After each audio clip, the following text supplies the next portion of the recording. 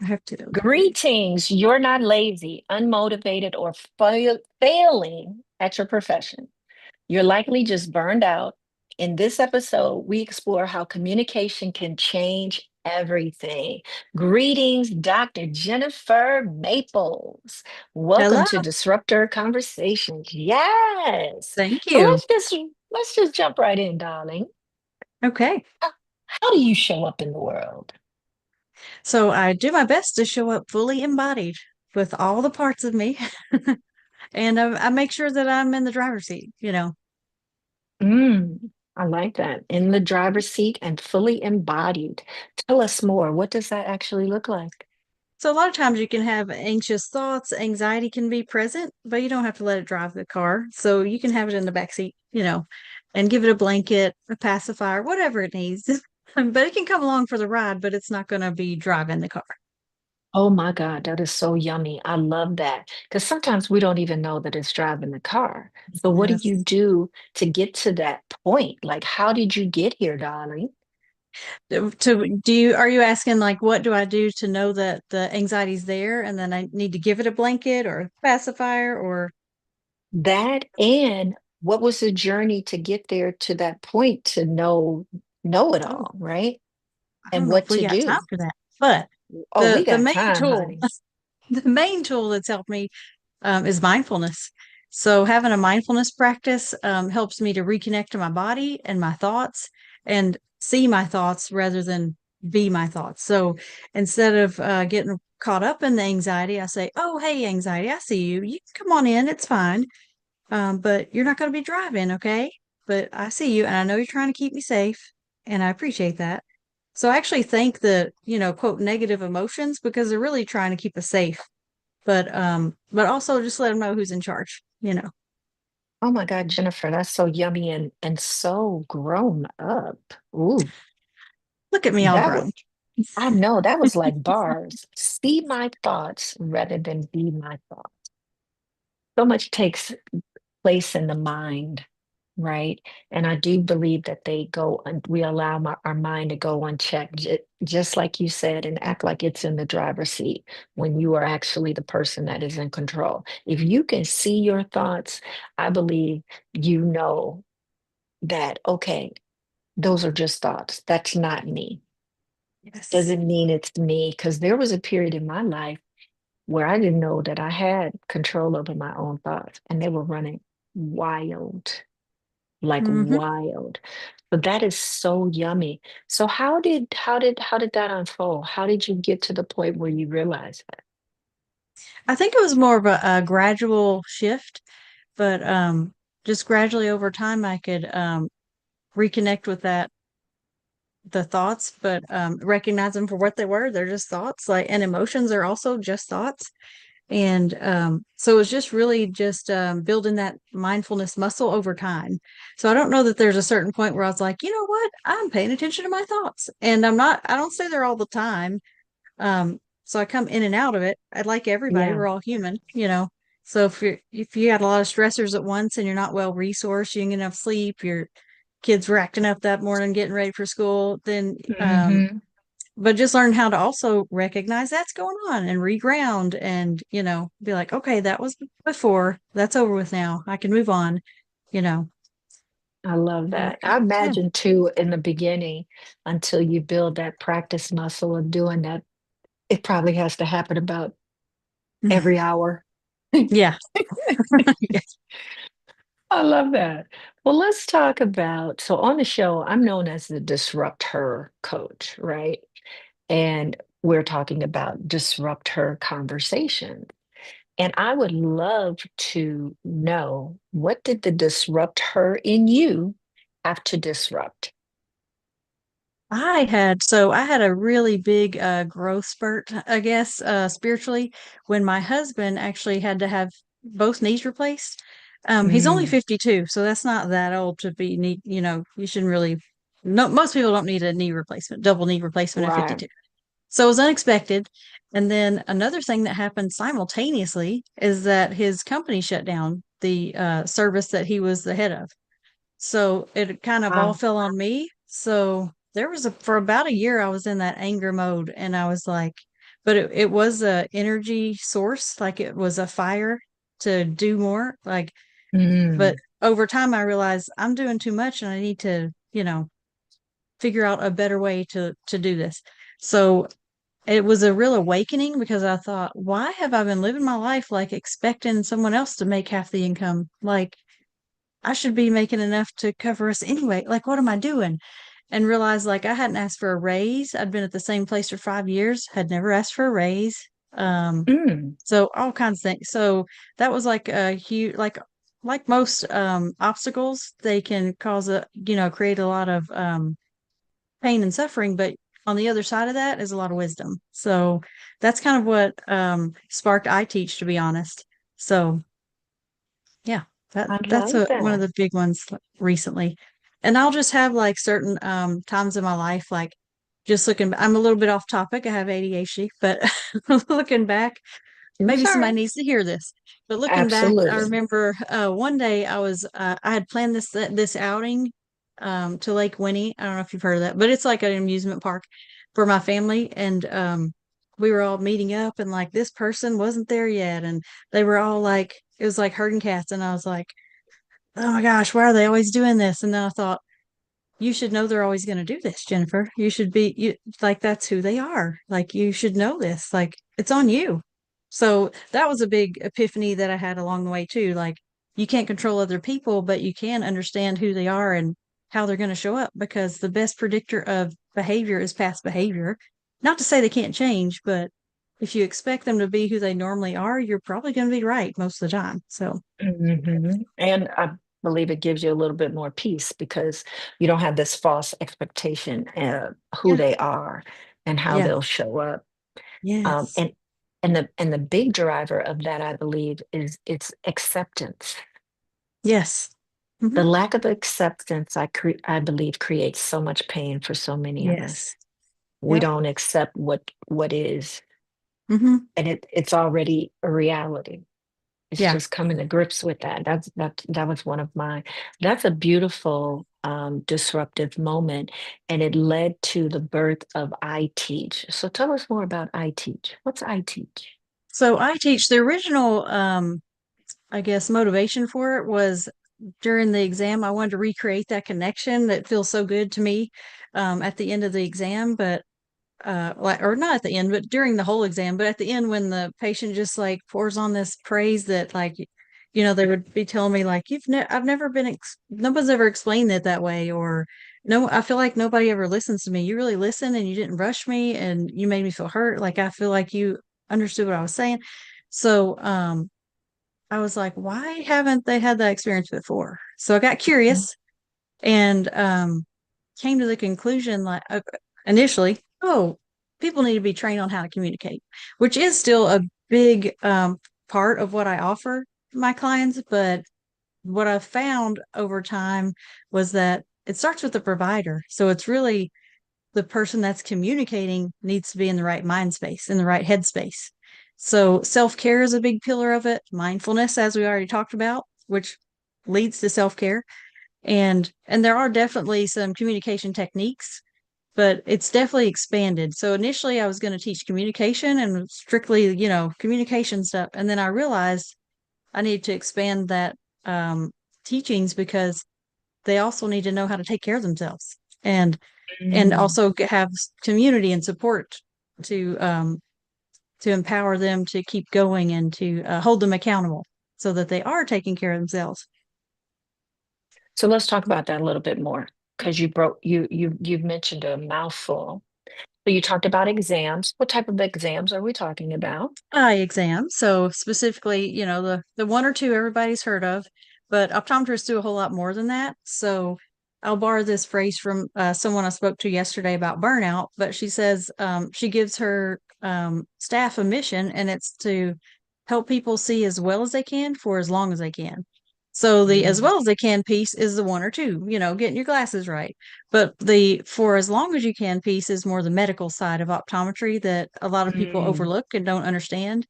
So we have to explain pretty complex topics to patients and get them on board with the treatment plan and make them I make them a part of the treatment plan because they are. whether you recognize that or not. And so yeah, that's basically the what optometrists do. We do the eye exam for the glasses, but we also have to educate our patients on their eye health as well. I love that. I have a pretty good well, I have an optometrist, and then my other person. So I have dry eye. I have a Mhm. condition called Sjogren's syndrome. Oh yeah. And it's got multiple symptoms, but the one that impacts me the most is the dry eye. So I get treated just for my dry eye. So he specializes in that. And the Yeah. words and the things that be coming out of his mouth, but they're really good about educating, and it's just incredible. And he'll pull up the thing and show me all these slices of my eye and what's going on. And I've got all Hmm. kind of eye stuff. I even have a warm eye mask. So Yes. this Yeah. is a yummy topic for me to even just be talking about this and all of the things. So you have the two pieces of the eye exam. You have the normal eye exam, and then you said there is the medical component to it. Okay, and so you also mentioned your ideal client, your clients. Who are your clients? Who is your ideal client? So my ideal client is someone that's a perfectionist and maybe afraid to give that up, but I feel like they need to understand that in order to have a joyful life and a life of ease, they're going to have to give up perfectionism and show up better, because perfectionism is a big driver of burnout. So my ideal Mm, client is generally they're typically female because we do experience burnout at a higher rate because we take on too much a lot of times. Whether it's mhm. conditioning or what, we do it. So that's probably my ideal client would be a female healthcare provider, typically optometrist, just because that's the realm and we can, understand specific things about what they do and where friction points might be during their day and that type of thing. So yeah, my ideal client would be like a recovering perfectionist or someone who wants help to stop being a perfectionist. um, and I'm trying to use less of the burnout in my content because I feel like perfectionists are going to feel shame if they admit that they're burnout. So I'm trying to use their language, the language I think they would use. Um, and I think perfectionist is probably one of those. Just looking back at when I've experienced burnout, that's I was trying to do everything perfect and do it like not just at work, but at home and, with raising kids, all the things. So Mm, that's good. So I think the words that you're using around being perfect is probably the words versus yeah, perfectionist, because they don't know that they're probably a perfectionist yet. yeah, that's true too. Yep. Yeah, I did not. I did not know. I needed to be educated. Um, but definitely her, I feel like it shows up in ways like thinking something isn't good enough yet, or I need to wait until I have all of the information before I take action, and all of those things. So yeah, I can fully see that and how you want to change that language. What is the actual offer? What solution or problem are you solving? So my I have two offers right now. So one is a Hmm. one-on-one private consultation where we sit down and basically kind of go through a typical day and really it's client led. So I let them tell me, what their hangups are, like what's the most painful part of the day, and then we work on strategies to help ease that. So so that's the first way to work with me. And I also offer just a consultation just to get an idea if we'd be a good match to work together. That's kind of the non-paid version, but it's a lot shorter and just kind of get a feel for each other. And then the bigger package, which I think people really need, is the 4 week calm connection reset.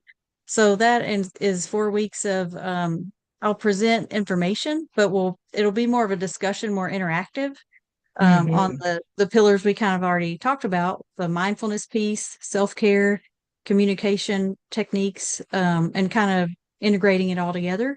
and also Mm, building a community around that where we are accountable each week. We're going to try this new technique. You get to, choose from these things we talked about and try it. And then when we come back together, um, we'll discuss and, share wins and any sticky points that they had so we can work through it. And that's kind of what I feel like most people actually need, because the community piece, because one on one, yeah, you've got me, but you really need someone you can, you know, drop a message to, whenever you need a little extra support or, that type of thing. So, hmm. So what happens after the 4 weeks if they still just want to be in community?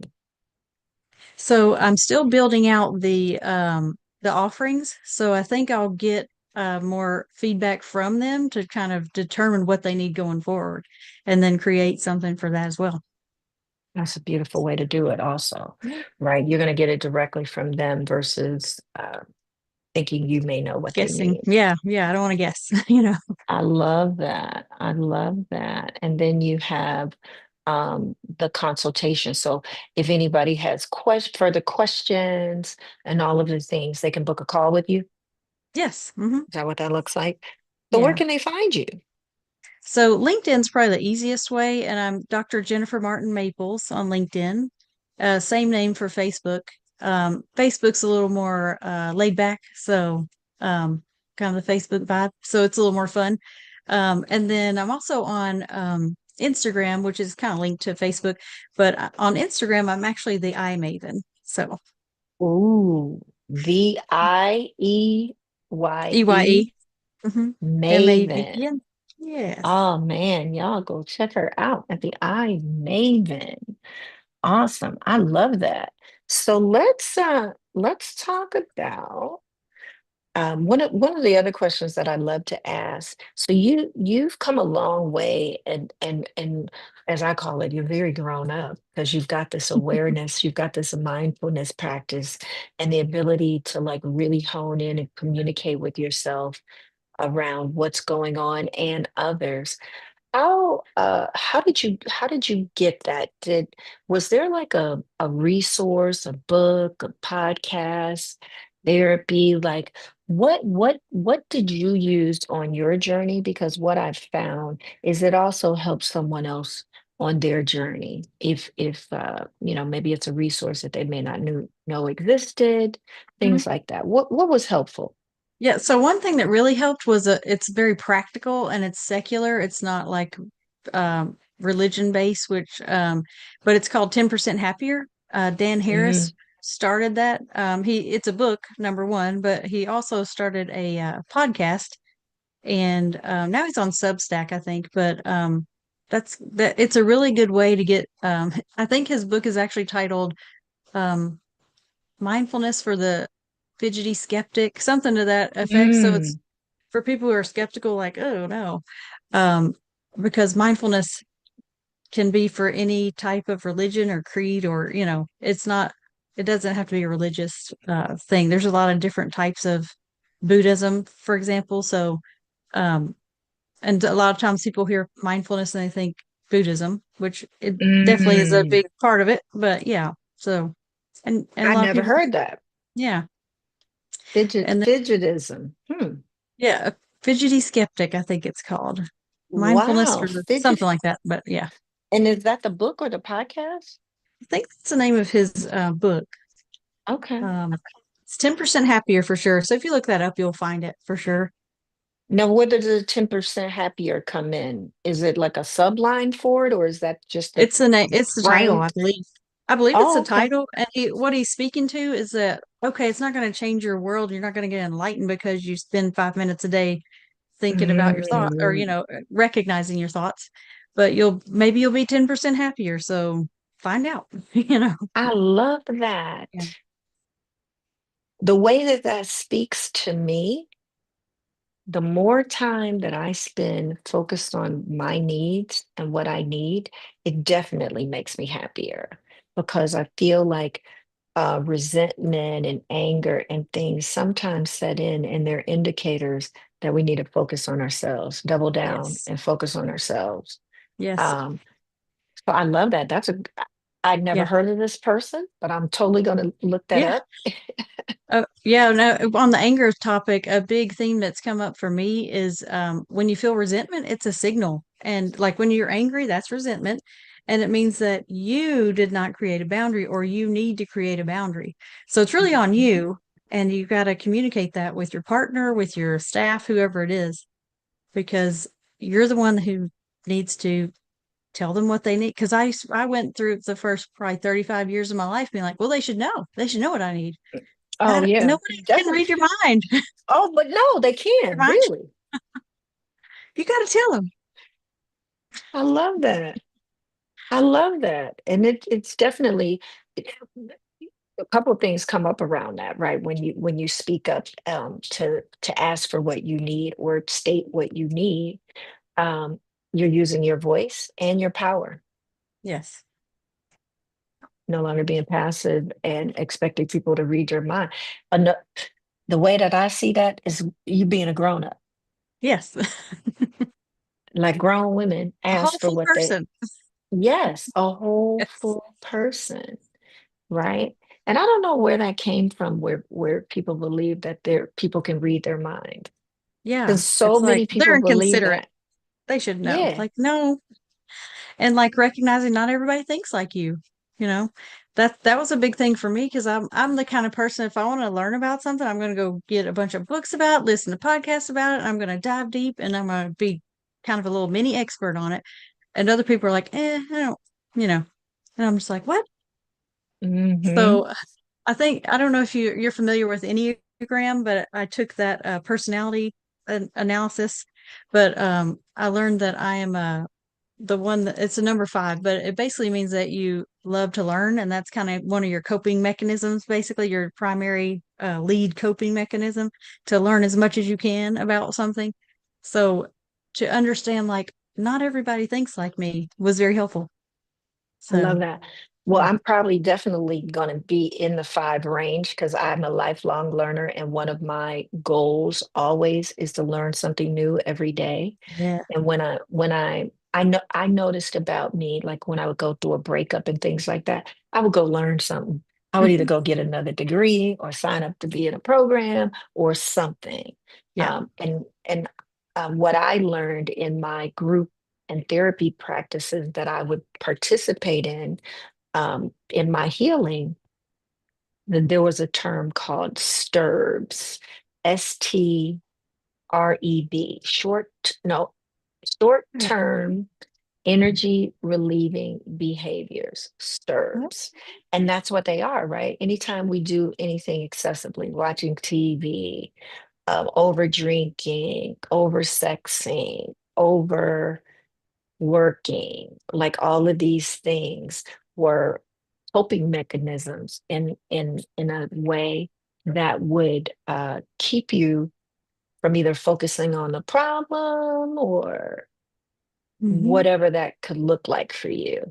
So that's what that makes me think Yeah. about. Um, And a lot of times they can be disguised as self-care. Like, I'm going to get a bottle of wine and watch Netflix all night. Like, that's not exactly what we mean.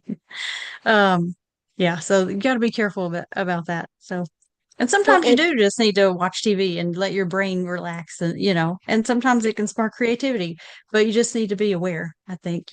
absolutely, the overindulgement of it. Like they say, in moderation, everyone has a Hmm. different meaning for in Yeah. moderation. Yeah. Um, right. I love this. I love this so much. So 10% happier, um, establishing boundaries. Was there any other Oh, tools or information you thought would be happier? the number I one mean, tool, helpful. please, I'm looking right in the camera. Please get a therapist. Get a therapist. Because that has been like phenomenal, like life changing. And they do not get paid enough. So I'm just saying that. I mean, I'm glad I don't have to pay her more, but she's awesome. I So, love and that. if you don't connect with your first one, find another one. I think everyone should be at least assigned a therapist, you know, and that had birth, because we all You said at experience some birth. trauma of some kind. Yes. Okay. This will be your therapist, but you could change, you don't have to stick with the same one if you don't connect or. I love that. I love that. I've had at least, I'm on my sixth. And I've found once, one, once so I get this dry eye thing and it's I know I'm acting like, up oh, for she me. needs eye drops. Yeah, my drops are in my bag and I'll be all right. I think I'll survive. The what I learned because I didn't have my first therapist till I was in my 50s, not Oh, wow. specifically Yeah. seeking out a therapist, Yeah. someone to talk to, someone to hold space for me and be vulnerable with and share the things that were deep down that I didn't even know were there. Hmm. Um, and I felt like she could only take me so far. And it was during the pandemic. I think I didn't get my first one, maybe no, 2019. And so, and I've had different ones because they served a specific Hmm. purpose. And Yeah. then when I felt like, oh, okay, yeah, I don't need that conversation anymore. Let me go to the next thing. And I think some people think having friends is therapy. Your Yeah. friends are not your therapists. They're probably tired of playing the role of being your Hmm. therapist. Because I've had to say that to some friends. It's like, I'm not your therapist. I Yes. need you to go talk to someone and specifically about a specific topic, Yeah. right? Yeah. Um, we're good, but we're not going to talk about that topic anymore because I'm not Yeah. qualified. Yeah. Yeah. Right. So I love that. I think your path on your journey has been amazing and going to be able to serve so many people, even if they're not ready, they see the outcome of what it's done for you in your journey. And that's so beautiful. That is absolutely beautiful. What do you believe the younger Jennifer would say to you and think of you now? I think she would be amazed at what I've done, you know, because the younger Jennifer's really shy and didn't like to ask for ketchup at McDonald's and, like very shy and very quiet and passive and just took whatever crumbs came her way. But over time, I've evolved. So I think she would be like, wow, I'm going to be that someday. Awesome. I love this so much for you, Jennifer. I just think that you are so yummy and beautiful, like this really beautiful, bright light. And you bring a different conversation and perspective into the world. Um, Disclosure that you and I are in the same mastermind community, the Hello Seven Mastermind, and we also are in the same squad. I Shout know. out to the Great Eight Yes. and the beauty that you bring. Like you just get in where you fit in, and I love Yeah. that. I love Yeah. that about you. I thought it was so fun. We just came off the heels of ROI, the Millionaire Mhm. Summit, which is also hosted by Hello Seven. And when we did what is that thing? The photo box, the photo Oh, yeah. booth. Yeah. Yeah. You were like, honey, you just like embraced the whole vibe. And Yeah. I I thought that that moment captured your spirit, um, just so lovely. Yeah. So we talked about community and we touched on community in your offering. I am honored to be in community with you. Same. And I Yes. Very much and so. I would say this is what community looks like also, supporting each other in this way. You saying yes to the invitation to be on my podcast, which also helps serve you to be able You to, asking. Yeah. yeah, to talk with the clients that you are called to serve so they know that you're here.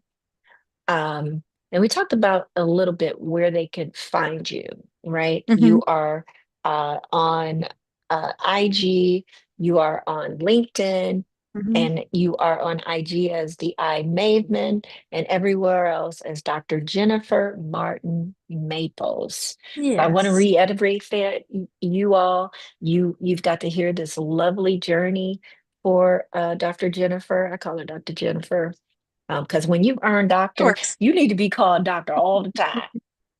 That's what I'm thinking.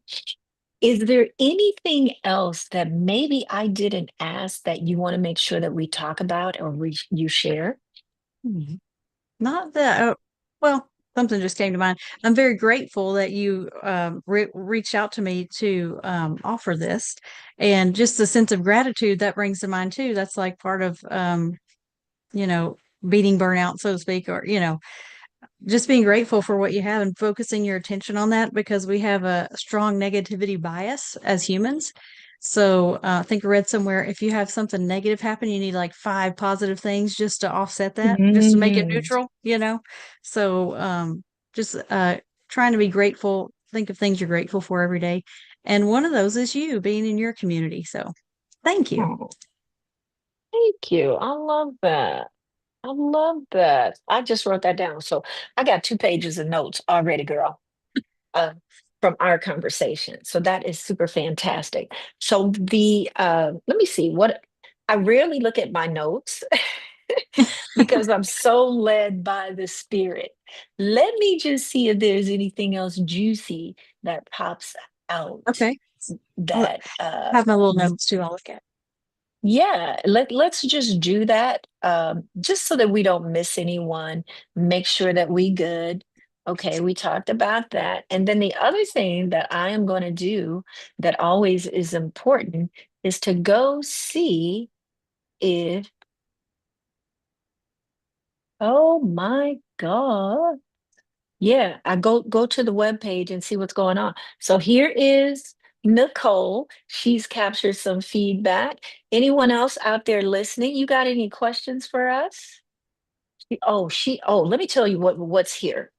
Nicole says, she said, so she looked up the book for us. It's 10% Happier, How I Tamed the Voice in My Head, Reduce Stress Without Losing My Edge, and Found Self-Help That Actually Works. A True Story by Dan Harris. So that's all awesome. So Nicole is actually in community with us too. She's a member of the Great Eight. So we love you being here, girl. Thank you, And Nicole. she said that she's a lifelong learner as well. It's definitely a trauma response for her. Her 3 coaching certifications has stopped her from getting a PhD. Wow. Wow. Love that, Nicole. Game changer. She said, Coach Selena and Dr. Jennifer didn't have to talk about my self-care coping mechanisms. Moderation and balance are key. Such a great conversation. Thank you, Nicole, for being here. She said she started talking to a counselor at 8. Getting help for mental and at birth makes sense. It should be just as important as seeing a pediatrician. Woo! Our parents, friends aren't our therapists is very true. She said that she loves us because you know we love you, girl. Yes. This is good stuff. Good stuff. And the cute thing about this that I love that I want to call out is as Dr. Jennifer and I were preparing for the conversation, she said, "Oh, let me tell Nicole that we're going to be on the show." And I thought, like, I didn't hear you when you said Nicole, so I wasn't sure what was going on. But she started speaking into her phone. So I was like, oh, maybe they called her. And the beauty of that is, Nicole, whatever you were doing, you stop and join in. So this is what community looks like, y'all. We are in a community, in a circle. I call it a circle of love. I call community circle of love. We're in a circle of love together, and we are holding space for one another in this way. We don't know what Nicole had to do on this Tuesday, uh, but here she is, um, holding And we are space. grateful. Something else to be grateful for. Totally, So thank totally you. grateful. And y'all, Nicole was also on the show, Nicole Richard. So go back and check out her conversation as well. It was earlier, Nicole, I think that was back in May when we had our conversation. She said, I hopped on as soon as I got the message, working and listening, taking notes. Ashe. Because let me tell you something, Dr. Jennifer been over here dropping some gems. Some good Hope it's gems. helpful. Awesome. It has all been helpful. It has all been helpful, Oh, one even thing for I did me. have, sorry to interrupt. One thing I You had ain't in my note interrupted. Go right ahead. was just some quick wins for some people out there that might be suspicious that they are experiencing burnout or just want to buffer against it. Number one Hmm. is just go. I heard this from a podcast, so I did kind of steal it, but it's a good way to reconnect with your body. When you need to pee, stop what you're doing and go pee. Don't be holding it. Don't say, oh, just let me get through these three more patients. I'm almost done. I want to get home early. Stop what you're doing and go pee. And that's going to reset your brain and help you to be more aware of your body. So if you start with something small, then build from that. Ooh, that's good. That's good. That's real good. For me, as a person with a bladder and bowel issues, I always have to stop what I'm doing. Yeah. And I end up being in there for a Non-negotiable. while. So that's cool. What other wins? So I did write some more down. Let's see what else I wrote. That's a big And one, then though. you can practice mindfulness throughout your day. So it doesn't have to be like a sitting cross-legged on the floor type of thing, because you can, my favorite way to do it is just awareness, like the feel of the steering wheel on your hands. Like, how does it feel in your Mm, hands? Where are your feet? That's another thing I like to ask myself. Like, where are my mm. feet right now? And you know they're on the floor, but just bringing your mind to connect back to your body. Um, and then as far as community, try to reach out to at least one person that you think could be a good support for you and that you could also support them, because you want it to be reciprocal. You don't want to be the one always giving the support, and you don't want to, it feels bad to be the one that's always taking the support too. So you want it to be a reciprocal relationship. I love Oh, that. and Hmm. one final one is to delegate what you hate doing, and delegate something that you can have a family member do, or something like that. And within the Hello 7 group, everybody knows what I'm talking about because we learned this, right? But it applies to everything. Even if it's like your staff, like if you don't like checking VAs, delegate that. Like, trust someone else to do it. They might not do it the same way you do, but it'll be done. So Well, that releases that control and yes. perfectionism that's probably taking place. Absolutely. I love that. And it frees up your time. It gives you your time back. Hmm. That's so awesome. Those are some awesome tips. Stop and go pee, girl. That one really speaks to me. Sounds so I love simple, it. but Yes, yeah. yes. And I feel like it will tend to strengthen the muscles there, right? Hmm. Because you're not making them work overtime all the time. Yeah. That is fantastic. This has been so yummy and juicy. Let me just double check if there's additional convo here. Awesome. And that will stop the UTIs, according to Nicole. Yes. Absolutely. Absolutely. Point. Good Well, point. yes. Well, Dr. Jennifer, before we go, I have one final question for you. I know I've been asking all the questions, but do you have any questions for me? Hmm. So what led you to be a coach? The same things that you're talking about, burnout, um, also becoming fully disconnected from myself, and I no longer knew who I was. And it was from a lot of things, like showing up, overgiving, caregiving. I became a full-time caregiver at one point, and I feel like that was my breaking point when I decided no more, and I decided to get a therapist because I wanted to come out of my marriage whole, because I also had decided that that was ending and I was done. Yeah. And when I got out of the marriage and was realizing, like, I don't know who I am, I realized I needed me and me. I Yeah. needed somebody to show up for me the way that I needed. And when I went in search of that, I realized it was a life coach. And Hmm. I was like, this this is a profession? Like what? Same. What? I had no idea. And so as I was getting healing and getting what I needed in community and support, I joined a group coaching program. I also got certified as a holistic life coach. Nice. And I needed that. I needed that. The learner in me, I needed to Hmm. understand. And I also realized it was what I would do for free, that I had been Hmm. coaching for more than 30 years by that point, probably was longer than that. Um, and it's what I would do for free. Yeah. And here I am. Here I am. I do it for free sometimes, but I also do it as a full-time profession at and Can I it's just the say we mo appreciate it when you do it for free. Sometimes we don't even know it's coming. We're like, oh, I was just coached. Thank you so much. Send me a bill, I guess. I don't. that's what would happen, right? I would show up, I would just get activated. I wouldn't know. I didn't know. I just had this sense of knowing, and it's effortless, and I could see it, and all of the things. But I definitely probably was my first client and or Hmm. coach. I Yes. am my ideal client is the former me, the recovering and still on the journey me. Um, and also, I mean, I probably was coaching since I came out of the womb because I had this knowing and I would be telling people things, right? Hmm. And what to do and how to do it. I just knew. So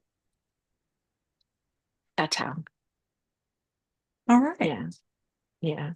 And it's the most rewarding and fulfilling to be able to serve in that way Yeah. and be paid my value to Yeah. help others get where they need to be as well. So thank you for Yeah. the question. Do you have any more questions? I don't think so. I Well, thank you. think That that's was a it. awesome question. Yeah. So before we go, any final thoughts for the people out there? Just remember to take care of yourselves. And I have to say my tagline: connection isn't soft, it's strategic. I love you all. Ooh, I love that. On that note, you all know, until next time, take good care of you. We'll be back next week with another wonderful, lovely guest.